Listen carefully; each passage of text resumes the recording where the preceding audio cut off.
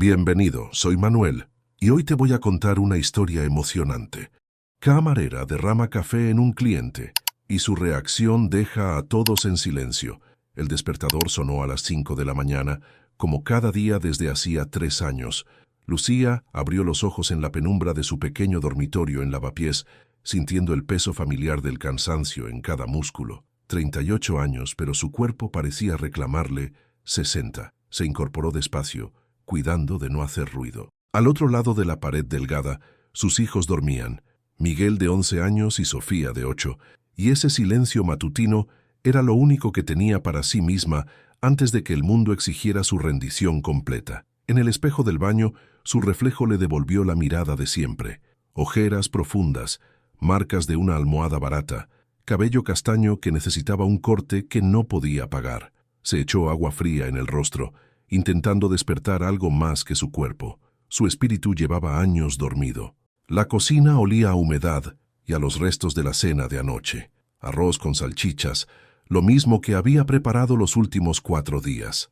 Lucía preparó 2 bocadillos para el almuerzo de los niños, dejó una nota con corazones dibujados junto a los cereales y se puso el abrigo raído que alguna vez fue negro, pero ahora era de un gris indefinido. El metro a esas horas transportaba fantasmas como ella, gente que trabajaba mientras la ciudad dormía, rostros apagados iluminados por la luz artificial de los vagones. Nadie hablaba, nadie miraba a nadie. Lucía observaba sus manos agrietadas, pensando en la factura de la luz que vencía en 2 días y en los zapatos nuevos que Miguel necesitaba urgentemente. La cafetería El Rincón abría a las 6 en punto. Lucía llevaba la llave. Una responsabilidad que Diego, el dueño, le había dado hacía un año como si fuera un premio, cuando en realidad solo significaba llegar media hora antes, sin pago extra. El olor a café recién hecho era lo único que le gustaba de ese lugar, un aroma que prometía consuelo, pero que ella nunca tenía tiempo de disfrutar. A las 7, el local ya estaba lleno, turistas con mochilas enormes, estudiantes zombies buscando cafeína, oficinistas mirando sus teléfonos. Lucía se movía entre las mesas con la eficiencia de quien ha repetido los mismos movimientos 1000 veces. Tomar la orden, sonreír mecánicamente, servir, cobrar, limpiar, una y otra vez. Sus pies gritaban dentro de los zapatos baratos, pero había aprendido a ignorar el dolor, igual que había aprendido a ignorar las miradas condescendientes y los chasquidos impacientes. Esa mañana, sin embargo, algo era diferente. Quizás fue la discusión telefónica que había tenido la noche anterior con su casero, amenazándola con el desalojo. Quizás fueron las apenas 4 horas de sueño. O tal vez fue simplemente que el universo había decidido que ese martes de noviembre sería el día en que todo cambiaría. A las 9:30 un cliente entró al local.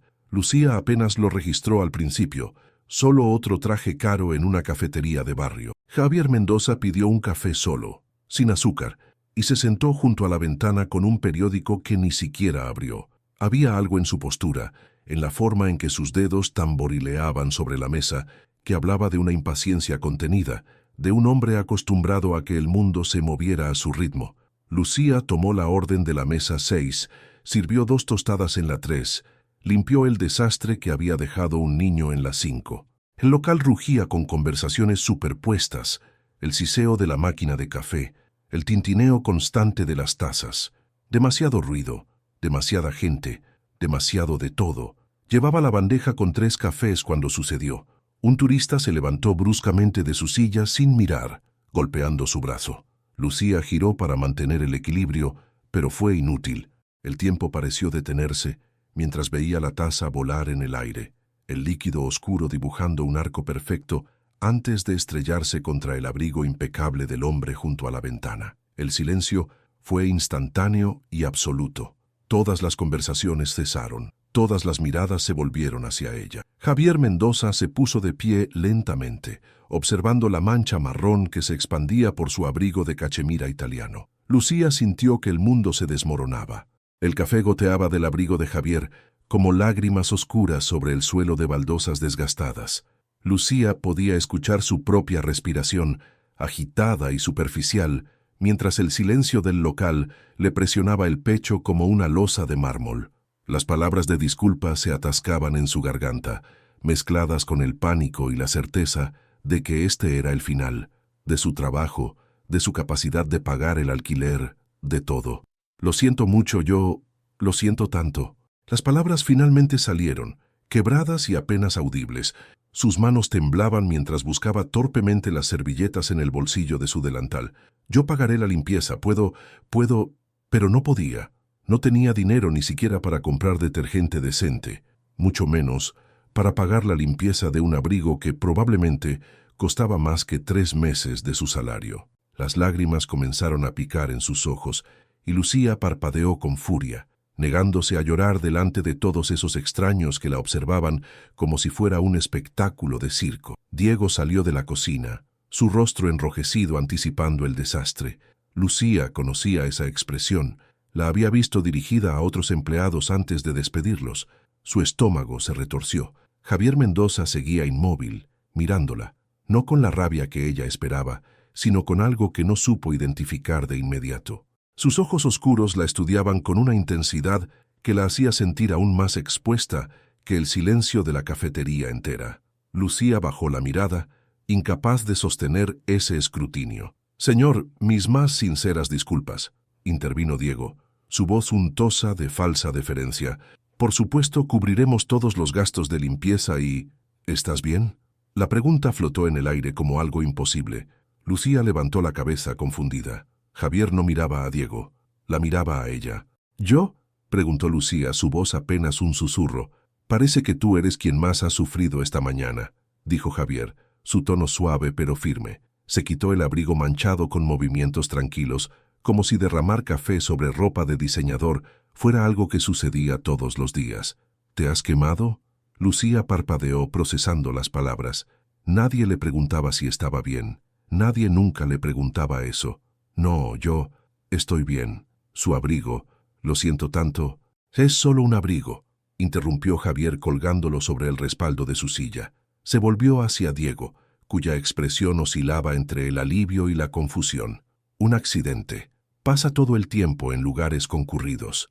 El murmullo de conversaciones comenzó a reanudarse lentamente, como si el hechizo del silencio se hubiera roto. Lucía seguía paralizada, las servilletas arrugadas en sus manos, sin comprender lo que estaba sucediendo. «Pero señor, debemos compensarlo», insistió Diego lanzando una mirada envenenada a Lucía que prometía conversaciones difíciles más tarde. «No es necesario», dijo Javier sacando su billetera. Depositó un billete de 50 euros sobre la mesa, mucho más de lo que costaba su café. Por las molestias, se volvió nuevamente hacia Lucía y por un momento sus miradas se encontraron. Ella vio algo en sus ojos que no esperaba encontrar en un hombre vestido con traje de 3.000 euros. Reconocimiento. Como si la viera de verdad, no como la camarera torpe que había arruinado su abrigo, sino como una persona, una igual. «Ten más cuidado», le dijo, pero no había reproche en su voz. Casi sonaba como preocupación genuina. «Este lugar es un caos.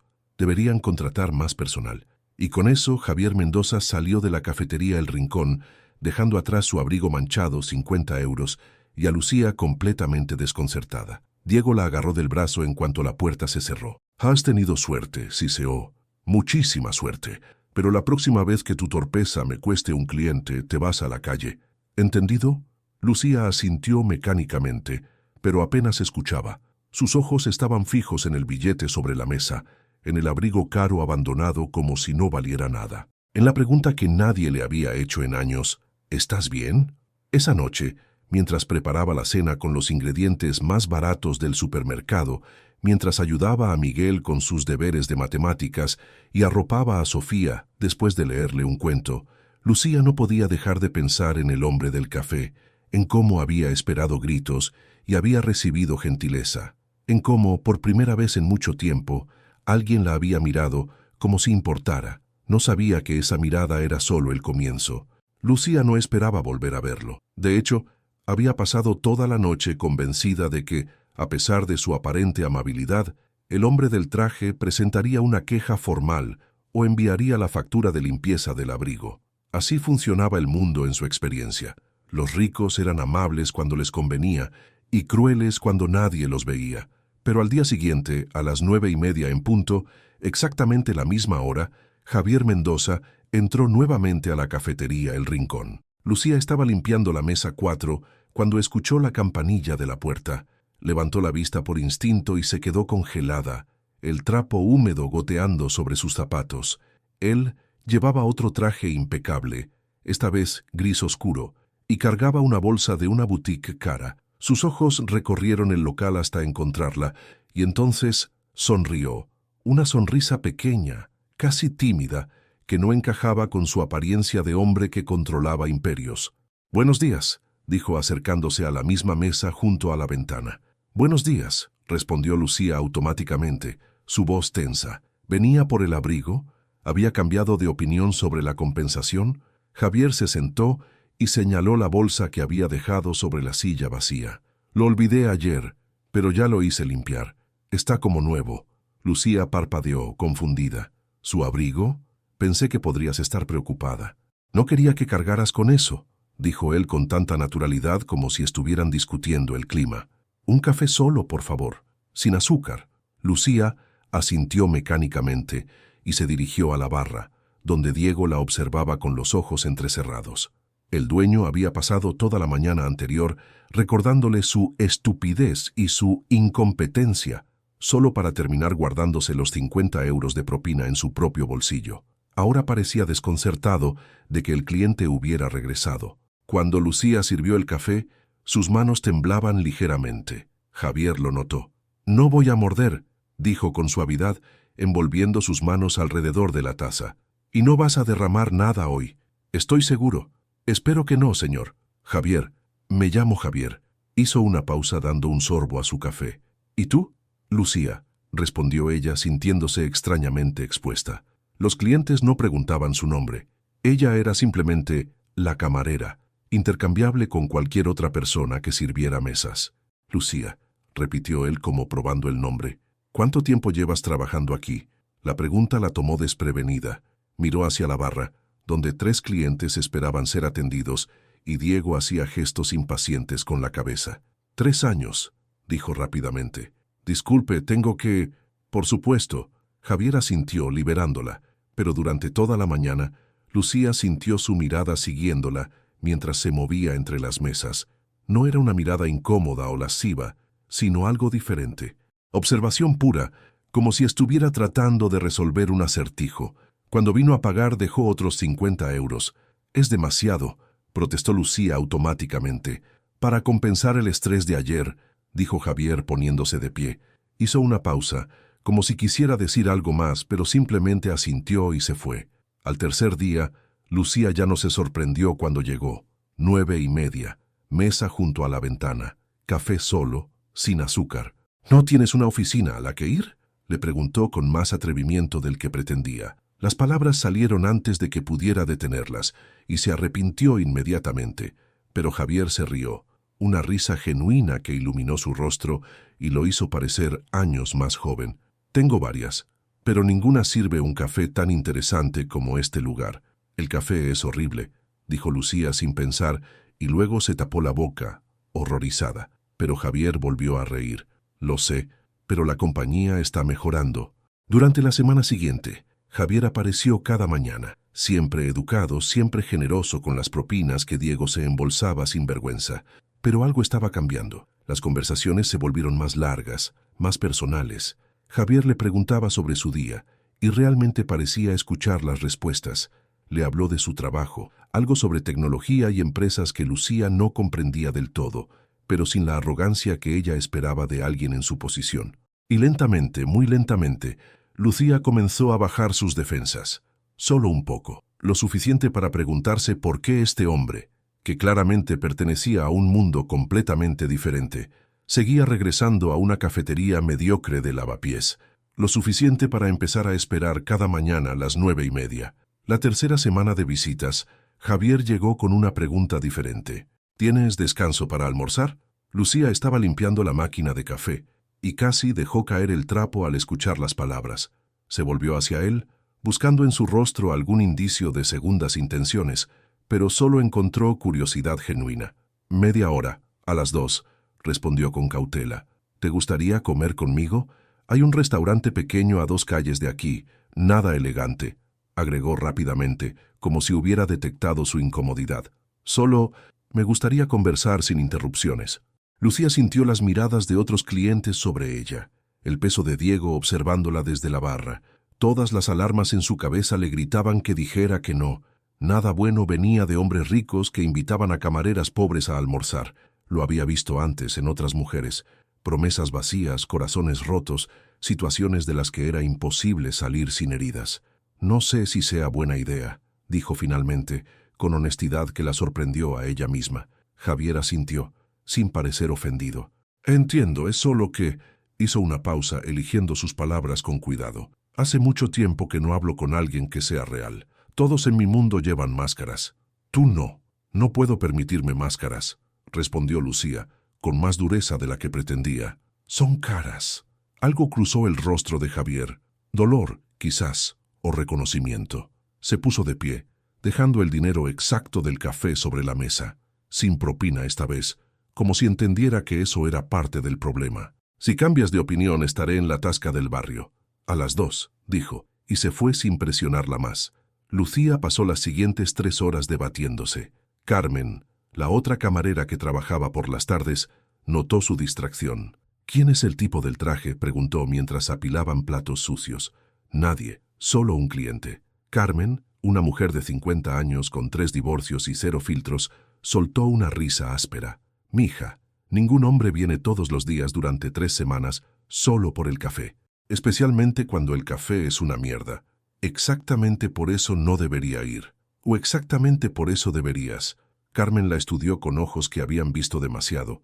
Mira, no te estoy diciendo que te cases con él o que te acuestes con él, pero ¿cuándo fue la última vez que alguien te invitó a almorzar? ¿Cuándo fue la última vez que hiciste algo solo para ti? Lucía no tenía respuesta para eso. No recordaba la última vez que había hecho algo que no fuera estrictamente necesario para la supervivencia. A las 2:05, Lucía entró a la tasca del barrio, con el corazón golpeándole las costillas. Javier estaba sentado en una mesa del fondo, y su rostro se iluminó cuando la vio. Pensé que no vendrías.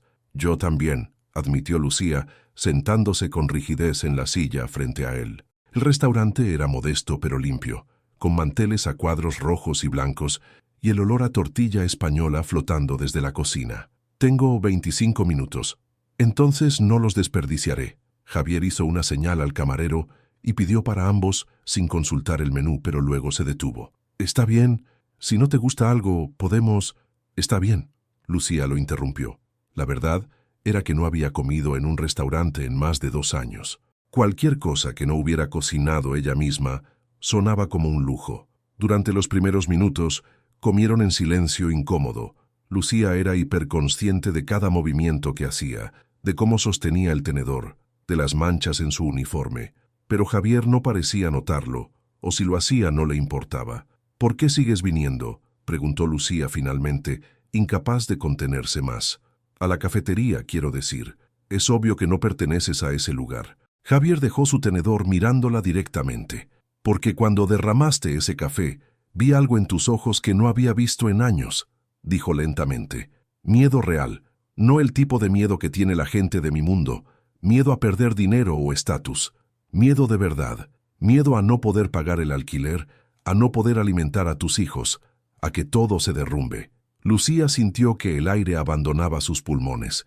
¿Cómo sabía lo de sus hijos? Te vi mirando tus manos, continuó Javier. Las mismas manos que mi madre miraba cada noche cuando yo era niño, preguntándose cómo iba a conseguir dinero para la comida del día siguiente. No entiendo, susurró Lucía. Yo tampoco vengo de dinero, Lucía.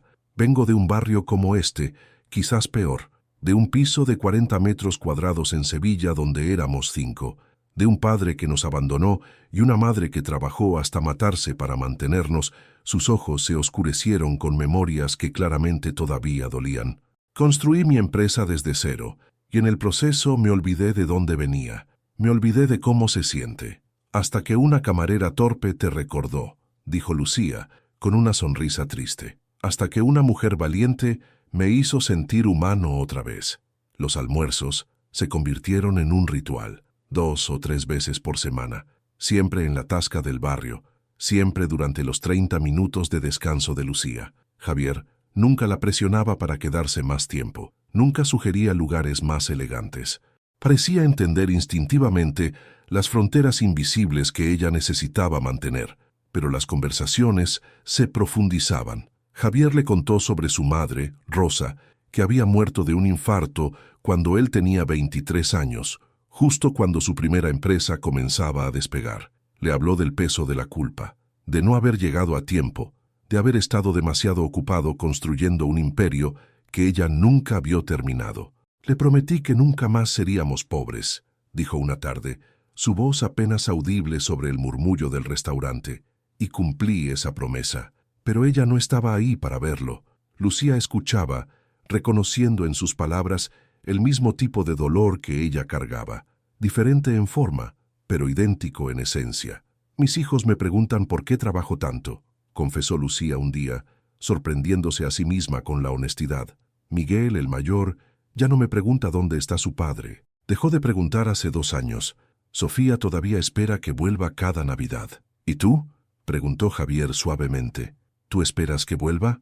«No», respondió Lucía sin vacilación. «Él se fue con una mujer más joven, con más futuro y menos problemas. No lo culpo del todo. Yo también me habría ido de mi vida si pudiera». Las palabras colgaron en el aire como algo peligroso. Javier extendió su mano sobre la mesa, deteniéndose justo antes de tocar la de ella. «No digas eso. Es la verdad». Lucía retiró su mano, avergonzada de su momento de debilidad. «No finjas que no lo ves. Soy una mujer de 38 años, sin educación, sin futuro, criando 2 niños sola en un piso que apenas puedo pagar. Mi vida es exactamente lo que parece». «Tu vida es resistencia», contradijo Javier con firmeza. «Es levantarte cada mañana cuando sería más fácil quedarte en cama. Es sonreírles a tus hijos aunque estés rota por dentro. Es mantener tu dignidad cuando el mundo intenta quitártela. Eso no es una vida sin valor, Lucía. Es una vida heroica». Lucía sintió que las lágrimas amenazaban con aparecer, pero las contuvo. Había aprendido hace tiempo que llorar era un lujo que no podía permitirse. Esa noche, Miguel la esperaba despierto cuando llegó a casa. Su hijo, con su rostro serio que se parecía demasiado al de su padre, estaba sentado en el sofá desgastado haciendo deberes. «Mamá, ¿por qué llegas más tarde ahora?». La pregunta era inocente, pero Lucía sintió el peso de la culpa presionarle el pecho. «Solo he estado tomando mi descanso de almuerzo como debería», respondió, quitándose los zapatos que le habían destrozado los pies. «¿Ya cenaron?». «Sofía comió. Yo te esperé». Miguel cerró su cuaderno, estudiándola con ojos demasiado viejos para su edad. «Carmen vino hoy. Preguntó por ti. Dijo algo sobre un hombre». Lucía sintió que el calor subía a sus mejillas. «Es solo un cliente, cariño. Nada importante». ¿Como papá era nada importante? La pregunta golpeó como una bofetada. Lucía se sentó junto a su hijo, buscando las palabras correctas. «Tu padre fue muchas cosas, pero nunca fue nada importante. Me dio lo más importante de mi vida». Tocó suavemente la mejilla de Miguel. «A ti y a tu hermana. Pero también nos dejó», dijo Miguel, su voz quebrándose ligeramente. «Y no quiero que otra persona te haga daño». Lucía abrazó a su hijo, sintiendo cómo su cuerpo se tensaba antes de relajarse contra ella. 11 años y ya cargaba con el peso de protegerla. Había fallado en darles muchas cosas, pero no en esto, en enseñarles a amar pese al dolor. «Nadie me va a hacer daño», prometió, deseando creer sus propias palabras. «Soy más fuerte de lo que parezco». Más tarde, después de que Miguel se fuera a dormir, Lucía se sentó en el pequeño balcón de su apartamento, mirando las luces de Madrid parpadeando en la distancia. En su bolsillo sentía el peso de algo que Javier le había dado ese día antes de despedirse. Una pequeña piedra pulida gris con vetas plateadas. «Era de mi madre», había explicado. «La encontró en una playa en Málaga cuando yo era niño. Decía que cuando la vida se ponía difícil, sostenía esta piedra y recordaba que incluso las cosas ásperas podían volverse suaves con el tiempo suficiente». Lucía sacó la piedra ahora, sintiendo su peso fresco en su palma. Era hermosa en su simplicidad, nada ostentoso, nada caro, solo una piedra que había sobrevivido siglos de olas golpeándola hasta suavizar sus bordes afilados. Se preguntó si ella también podría sobrevivir las olas que sentía aproximarse. Se preguntó si confiar en Javier era valentía o estupidez, y se preguntó, con un temor que no quería nombrar, qué pasaría cuando las paredes que había construido alrededor de su corazón finalmente comenzaran a desmoronarse. Diego comenzó a hacer preguntas, preguntas que Lucía no quería responder. «Ese cliente tuyo», dijo un viernes por la mañana, mientras ella preparaba las mesas para la hora punta. «El del traje. ¿Qué quiere realmente?» «Café», respondió Lucía, sin levantar la vista. «Como todos. Nadie viene aquí todos los días durante un mes solo por el café». Diego se cruzó de brazos bloqueando su camino. «¿Le has contado algo? ¿Sobre el negocio? ¿Sobre mí?» La acusación era tan ridícula que Lucía casi se rió. ¿Qué podría contarle? ¿Que el café es viejo y que te quedas con las propinas? Estoy segura de que eso le fascinaría. La bofetada llegó tan rápido que Lucía no tuvo tiempo de esquivarla. El ardor en su mejilla era menos doloroso que la humillación de ver las miradas de los otros clientes apartarse rápidamente, fingiendo no haber visto nada. «No me hables así», siseó Diego, su aliento oliendo a tabaco barato. «Eres reemplazable, Lucía. Muy reemplazable, recuérdalo». Lucía mantuvo la cabeza agachada, los ojos ardiendo con lágrimas que se negaba a derramar. No por primera vez se preguntó cuánta humillación podía soportar un ser humano antes de quebrarse completamente. Cuando Javier llegó a las 9:30, Lucía había logrado recomponerse. Casi, pero sus manos temblaban al servirle el café, y mantuvo el rostro girado hacia un lado, ocultando la marca roja que aún brillaba en su mejilla. «Lucía», dijo Javier suavemente, y algo en su tono hizo que ella levantara la mirada sin querer. Sus ojos se oscurecieron cuando vieron la evidencia. «¿Quién te hizo eso?» «Nadie. Me golpeé con una puerta. No me mientas. No era una orden, sino una súplica. Por favor». El por favor fue lo que la deshizo. Lucía sintió que algo dentro de ella se quebraba, algo que había estado sosteniéndola en pie durante años. De repente, estaba llorando, lágrimas silenciosas que rodaban por sus mejillas mientras pretendía limpiar la mesa junto a la de Javier. «No puedo hablar aquí», susurró.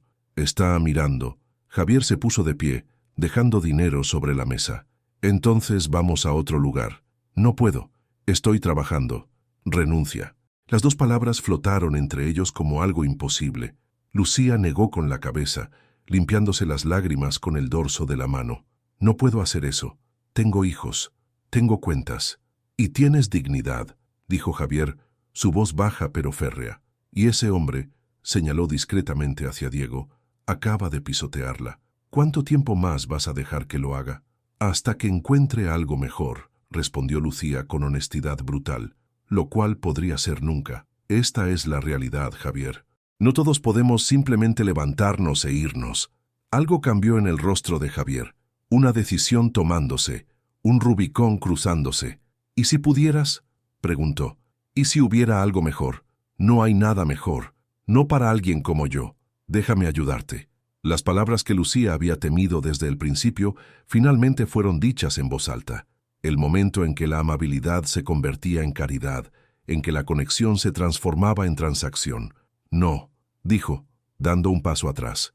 «No necesito tu lástima. No es lástima». Javier se pasó una mano por el cabello, frustrado. «Es... mierda, no sé lo que es, pero sé que verte así me está matando. Sé que no he dormido bien en semanas pensando en todo lo que estás pasando. Sé que... ¿Qué?», lo presionó Lucía, su voz quebrándose. «¿Qué sabes, Javier? ¿Que soy una causa perdida? ¿Que soy un proyecto de caridad para que te sientas mejor contigo mismo?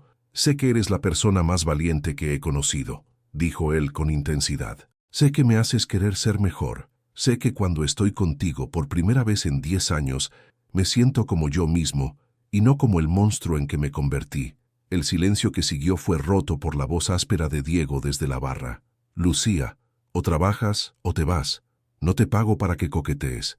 Javier se giró, y Lucía vio algo peligroso cruzar su rostro. Algo que hablaba de poder contenido, de un hombre acostumbrado a aplastar obstáculos. «No», le dijo agarrando su brazo antes de que pudiera acercarse a Diego. «No vale la pena. Él no vale la pena. Tú sí», dijo Javier, mirándola con una intensidad que la asustaba. «Tú vales todo». Lucía soltó su brazo, dando otro paso atrás. La piedra en su bolsillo parecía pesar 1 tonelada. Tengo que trabajar, dijo finalmente, su voz apenas un susurro. Por favor, vete. Javier abrió la boca para protestar, pero algo en el rostro de Lucía lo detuvo. Asintió lentamente, recogiendo su abrigo. Esto no se acabó, dijo. No entre nosotros. Pero mientras Lucía lo veía alejarse, una parte de ella se preguntaba si quizás era exactamente lo que necesitaba terminar, antes de que se volviera demasiado real, demasiado doloroso, antes de que empezara a creer que personas como ella merecían finales felices. La piedra en su bolsillo permanecía fría contra su muslo, recordándole que incluso las cosas suaves habían sido ásperas una vez, que la transformación requería tiempo y dolor, mucho dolor. Javier no volvió durante 3 días. 3 días en los que Lucía alternaba entre el alivio y una decepción que no quería admitir. Cada vez que la campanilla de la puerta sonaba a las 9:30, su corazón daba un salto involuntario, solo para hundirse cuando veía entrar a cualquier otro cliente. Diego estaba más insoportable que nunca, como si hubiera olido su vulnerabilidad y decidido explotarla. Le asignaba las peores mesas, las tareas más degradantes. Lucía lo soportaba en silencio, con la marca en su mejilla desvaneciendo lentamente hasta convertirse en un recuerdo amarillento. El 4.º día, Carmen la encontró llorando en el baño durante su descanso. «Ya basta», dijo la mujer mayor, empujando un paquete de pañuelos hacia ella. «Vas a contarme qué está pasando. Todo». Y Lucía lo hizo. Las palabras salieron en torrente. Sobre Javier, sobre Diego, sobre el miedo de confiar en algo bueno, porque nada bueno duraba para personas como ella. Carmen escuchó sin interrumpir, sus ojos arrugados suavizándose con cada confesión. «¿Sabes cuál es tu problema?», dijo finalmente. «Crees que no mereces ser rescatada porque has pasado tanto tiempo rescatándote a ti misma». «No necesito ser rescatada», protestó Lucía. «Necesito sobrevivir». «¿Y cuál es la diferencia entre sobrevivir y vivir?». Carmen encendió un cigarrillo, ignorando el cartel de prohibido fumar. «Porque desde donde yo lo veo llevas años muriendo lentamente, convenciéndote de que eso es valentía». Las palabras se clavaron como cuchillos. Lucía quería rebatir, pero no podía, porque Carmen tenía razón. Esa tarde, cuando Lucía llegó a casa, encontró un sobre debajo de su puerta. No tenía remitente, solo su nombre escrito en una caligrafía elegante que reconoció inmediatamente. Dentro había una carta y un cheque que la hizo jadear, suficiente dinero para cubrir 6 meses de alquiler. La carta era breve. «Lucía, sé que rechazarás esto. Sé que dirás que no lo necesitas, que no lo quieres, que es caridad, pero no lo es. Es una deuda que estoy pagando. Cuando tenía 8 años, mi madre trabajaba limpiando casas. Un día, una de sus clientas, una mujer rica que mi madre apenas conocía, le dio un sobre con dinero. «Para la escuela del niño», dijo. Mi madre lloró toda la noche, dividida entre el orgullo y el alivio. Al final, aceptó el dinero. Y ese dinero pagó mis libros, mi uniforme, mi primer año de secundaria. Ese dinero cambió mi vida. La mujer que ayudó a mi madre nunca supo lo que su gesto significó. Murió años antes de que yo pudiera agradecérselo. Así que esto no es para ti, Lucía. Esto es para ella. Esto es para todas las madres que cargan el mundo sobre sus hombros, porque nadie más lo hará. No te estoy pidiendo nada a cambio. No te estoy comprando. Solo te estoy dando lo que alguien le dio a mi madre. Tiempo. Tiempo para respirar, para pensar, para decidir qué quieres realmente de tu vida. Si decides que no quieres volver a verme, lo entenderé. Pero por favor, acepta esto. No por mí, por Miguel y Sofía. Por ti, Javier. Lucía sostuvo el cheque con manos temblorosas. Era real. El dinero era real. La posibilidad de no vivir con terror cada mes era real. Pero también lo era el miedo de lo que significaría aceptarlo, de quedar atada, obligada, en deuda con alguien de maneras que no podía nombrar. «Mamá, ¿estás llorando?». Sofía estaba en la puerta de su habitación, su pequeño rostro arrugado con preocupación. Lucía rápidamente guardó la carta y el cheque, secándose las lágrimas. «Son lágrimas felices, cariño». «¿Cómo pueden las lágrimas ser felices?», preguntó Sofía, acercándose para acurrucarse contra su madre. «A veces», dijo Lucía lentamente, acariciando el cabello de su hija, «las cosas buenas nos asustan tanto como las cosas malas, porque las cosas buenas pueden irse, y entonces duele más». Pero si nunca dejas que las cosas buenas entren, dijo Sofía con la lógica simple de los 8 años, entonces nunca tienes nada bueno, solo el miedo. Lucía abrazó a su hija más fuerte, maravillándose de la sabiduría que salía de bocas tan pequeñas. Miguel apareció en el pasillo, observándolas con su expresión seria. ¿Estamos bien?, preguntó, y Lucía escuchó la verdadera pregunta detrás de las palabras. ¿Vamos a sobrevivir? ¿Otra vez? Sí, respondió, y esta vez casi lo creía. Vamos a estar bien. Esa noche, después de que los niños se durmieran, Lucía se sentó en su balcón con la carta y el cheque. La piedra de Javier descansaba en su otra mano, pulida y pesada. Pensó en su madre, en los sacrificios que había hecho. Pensó en la mujer que ayudó a Rosa, creando un efecto dominó que eventualmente produjo al hombre que ahora quería ayudarla a ella.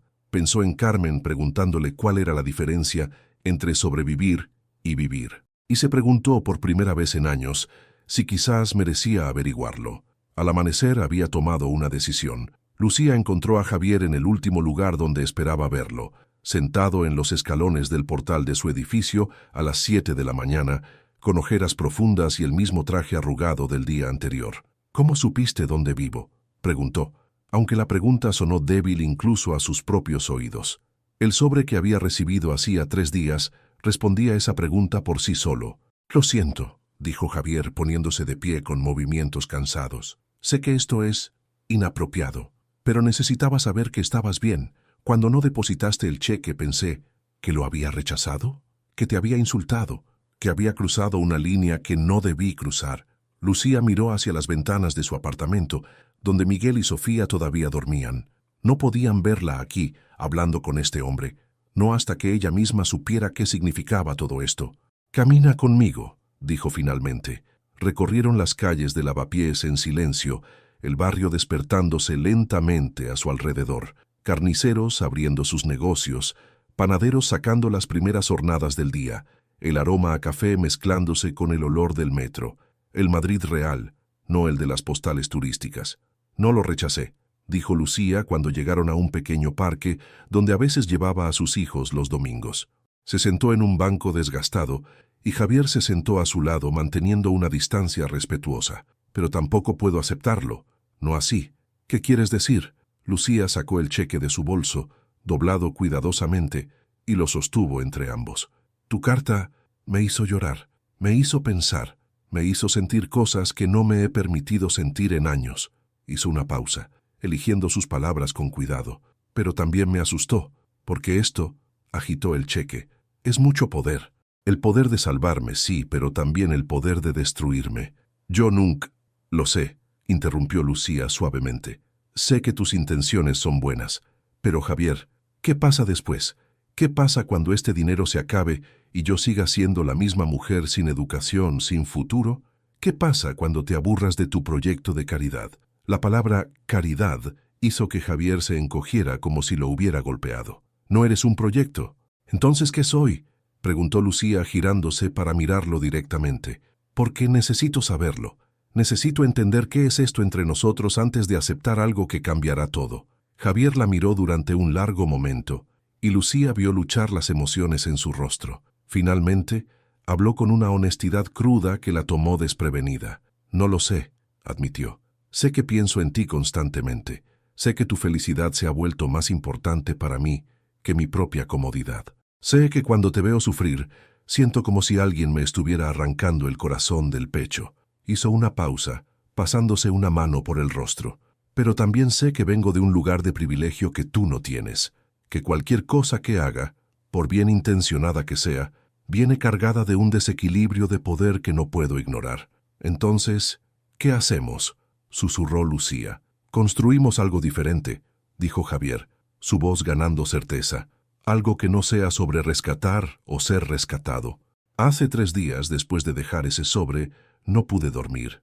Así que hice lo que siempre hago cuando no puedo resolver algo». Sonrió débilmente. «Trabajé, investigué, encontré números, estadísticas, realidades que ya conocía pero que había ignorado». Sacó su teléfono y le mostró documentos que Lucía apenas comprendía, proyecciones financieras, planes de negocio, algo sobre una fundación. «¿Qué es esto?». «Una idea», dijo Javier, o quizás una forma de devolverle al mundo lo que me dio. Quiero crear una fundación que ayude a mujeres como tú, mujeres atrapadas en trabajos que las destruyen, mujeres con potencial pero sin oportunidades. Quiero darles capacitación, educación, conexiones, no caridad, herramientas. Lucía miró los documentos, su corazón latiendo más rápido. ¿Y dónde encajo yo en esto? En el centro, respondió Javier sin vacilar. Quiero que seas parte de esto desde el principio, no como beneficiaria, sino como colaboradora. Alguien que entiende lo que estas mujeres necesitan porque lo ha vivido. Alguien que puede ayudarme a construir algo real, no solo otro proyecto vanidoso de un millonario tratando de limpiar su conciencia.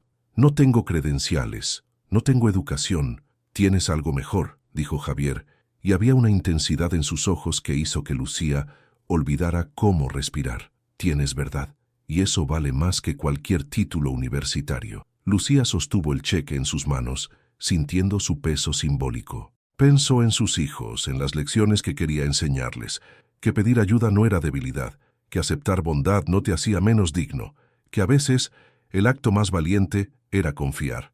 El dinero, dijo lentamente, lo acepto como un préstamo.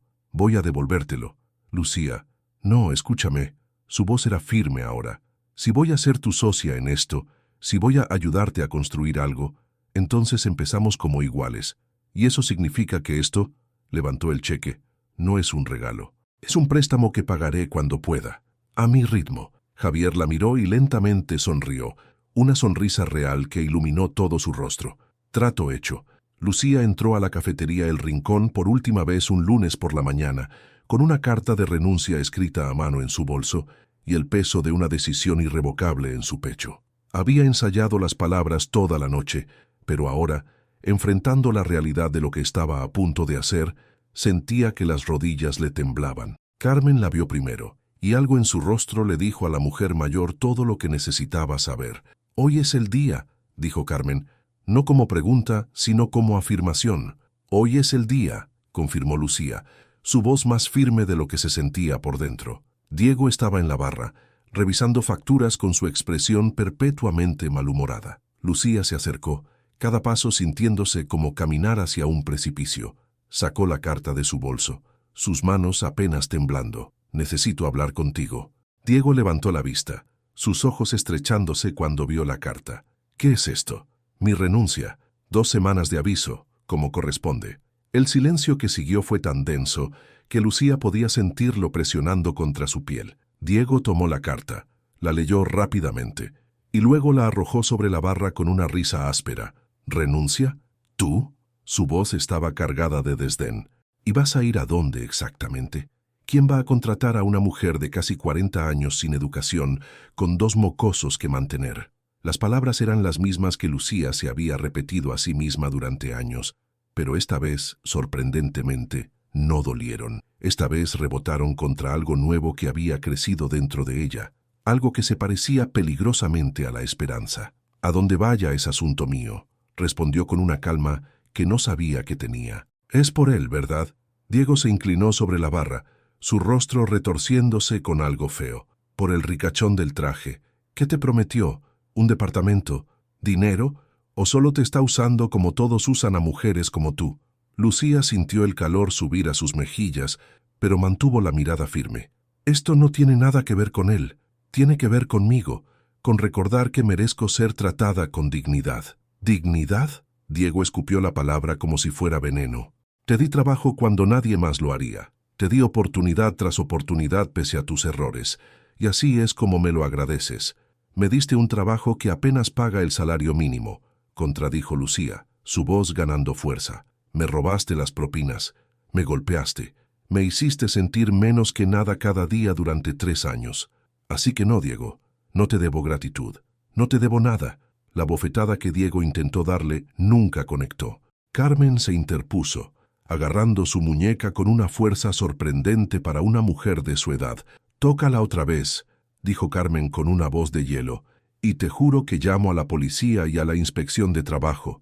Apostaría mi vida a que tienes suficientes violaciones laborales aquí para cerrar este lugar». Diego se soltó bruscamente, su rostro enrojecido de rabia e impotencia. Las dos están despedidas. Fuera. Ahora. Ya renuncié, dijo Lucía tranquilamente. No puedes despedirme. Yo también renuncio, agregó Carmen con una sonrisa salvaje. Este lugar es una mierda de todas formas. Mientras salían, Lucía se detuvo en la puerta y miró hacia atrás una última vez. 3 años de su vida habían transcurrido entre estas paredes. 3 años de dolor, humillación y sobrevivencia, pero también 3 años que le habían enseñado exactamente cuánto podía soportar antes de quebrarse, y lo más importante, que justo antes de quebrarse, había elegido transformarse en lugar de eso. Afuera, en la calle bañada por el sol de noviembre, Carmen la abrazó fuerte. «Orgullosa de ti, niña. Acabo de quedarme sin trabajo», dijo Lucía, y una risa histérica amenazaba con burbujear en su garganta. «¿Qué acabo de hacer?» «Elegiste vivir en lugar de sobrevivir», respondió Carmen. «Esa es la diferencia». Esa tarde, Lucía se encontró con Javier en el parque. Le contó lo sucedido, las palabras saliendo en tropel. Él escuchó sin interrumpir, y cuando terminó, simplemente dijo: «Tengo algo para ti». Le entregó una carpeta. Dentro había un contrato de trabajo, oficial y legal, para la Fundación Rosa, nombrada en honor a su madre. El salario era justo, los beneficios eran reales, el horario era flexible, y su título era Coordinadora de Desarrollo de Programas. Lucía miró el documento con lágrimas corriendo por sus mejillas. «No sé si puedo hacer esto. Yo tampoco sabía si podía construir mi primera empresa», dijo Javier suavemente. «Pero alguien creyó en mí cuando yo no creía en mí mismo. Ahora es mi turno de creer en ti». Lucía sacó la piedra de su bolsillo, sintiendo su superficie suave y fresca, áspera una vez, pulida por el tiempo y las olas, como ella. «Está bien», susurró. «Está bien tener miedo y hacerlo de todas formas. Ese es el único tipo de valentía que existe», concordó Javier. Y por primera vez en años, Lucía firmó su nombre en un documento que no era una factura o una deuda, sino una promesa de que el futuro podía ser diferente del pasado, de que ella podía ser diferente, de que la transformación, aunque dolorosa, era posible. 6 meses después, Lucía se paró frente a un grupo de 15 mujeres en la primera sede de la Fundación Rosa, ubicada en un edificio renovado de Carabanchel. Sus manos ya no temblaban cuando hablaba en público. Sus ojos ya no se desviaban hacia el suelo cuando alguien la miraba directamente. El insomnio aún la visitaba algunas noches, pero ahora era por planificación y propósito, no por terror y desesperación. «Sé lo que están pensando», dijo, su voz clara resonando en el espacio luminoso. «Están pensando que esto es demasiado bueno para ser verdad, que personas como nosotras no reciben oportunidades como esta, que en cualquier momento alguien les quitará todo y volverán a donde empezaron». Vio los rostros frente a ella, mujeres de todas las edades, todas las historias, pero todas con la misma mirada que ella había llevado durante años. Miedo disfrazado de desconfianza, esperanza enterrada bajo capas de decepción. «Yo también pensaba eso», continuó. «Hace 6 meses trabajaba en una cafetería donde mi jefe me robaba las propinas y me golpeaba cuando me atrevía a defenderme. Vivía con el terror constante de no poder pagar el alquiler, de no poder alimentar a mis hijos. Y cuando alguien me ofreció ayuda, mi primer instinto fue rechazarla, porque había aprendido que nada es gratis y que siempre hay un precio que pagar. Una mujer en la primera fila, no mayor de 25 años, con un bebé dormido en brazos, asintió imperceptiblemente. «Pero aquí está lo que he aprendido», dijo Lucía, y sintió la presencia de Javier en la parte trasera de la sala, observando con orgullo silencioso. «A veces, el precio de no aceptar ayuda es más alto que el precio de aceptarla. A veces, el acto más revolucionario es creer que merecemos algo mejor». Pasó las siguientes 2 horas explicando los programas de la Fundación: capacitación en habilidades digitales, educación financiera, apoyo legal, cuidado infantil subsidiado, conexiones con empleadores que realmente valoraban a sus trabajadores. Cada programa había sido diseñado con su participación, basado en lo que ella sabía por experiencia que las mujeres en su situación necesitaban realmente. Después, cuando las mujeres se dispersaron para recorrer las instalaciones, Javier se acercó. «Lo hiciste increíble. Me temblaba la voz al principio. No se notó», sonrió.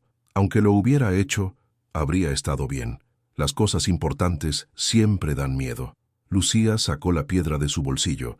Su talismán constante durante estos meses de transformación ya no la sostenía por miedo, sino por recordatorio. De dónde venía, de lo lejos que había llegado. «Quiero donársela a la fundación», dijo de repente. «Ponerla en el vestíbulo con una placa explicando su historia. La historia de tu madre, la mujer que la ayudó, tú, yo, todo el círculo». Javier la miró sorprendido, y por un momento Lucía vio humedad en sus ojos. «Ella habría amado eso», dijo con voz ronca. «Mamá siempre decía que la amabilidad era como estas piedras en la playa. Una ola la trae, y luego esa misma ola lleva otra de vuelta al mar. Un ciclo infinito». «Entonces hagamos que continúe», dijo Lucía. Esa noche Lucía llegó a su nuevo apartamento, modesto pero digno, en un edificio con calefacción que funcionaba y sin humedad en las paredes. Miguel y Sofía hacían sus tareas en una mesa real en lugar del sofá desgastado. Habían empezado a sonreír más, a preocuparse menos. Su infancia estaba siendo devuelta a ellos, pieza por pieza. «Mamá», dijo Miguel durante la cena, con esa seriedad que lo caracterizaba, «en la escuela hoy nos pidieron hablar sobre nuestros héroes».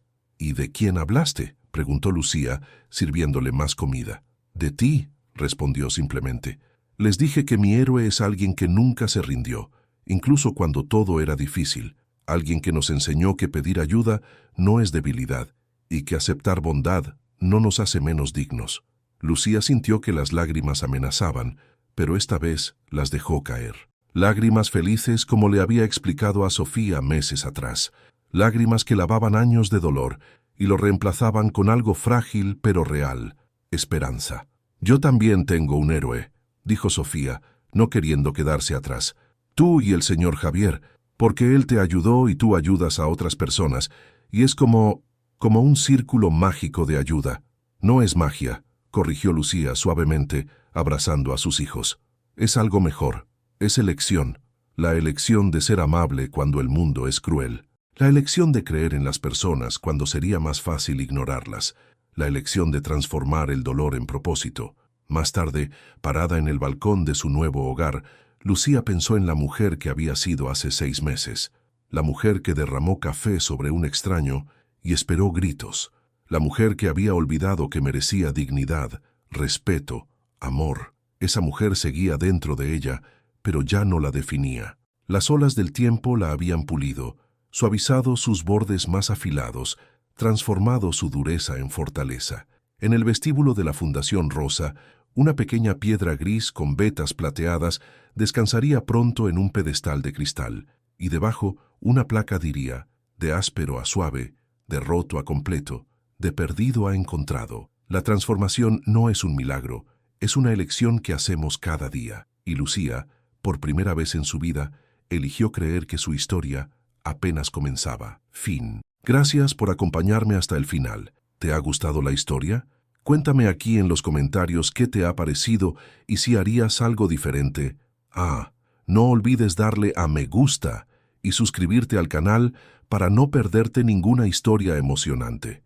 Activa la campana para recibir una notificación cada vez que se publique un nuevo video. Nos vemos en la próxima historia. Hasta entonces.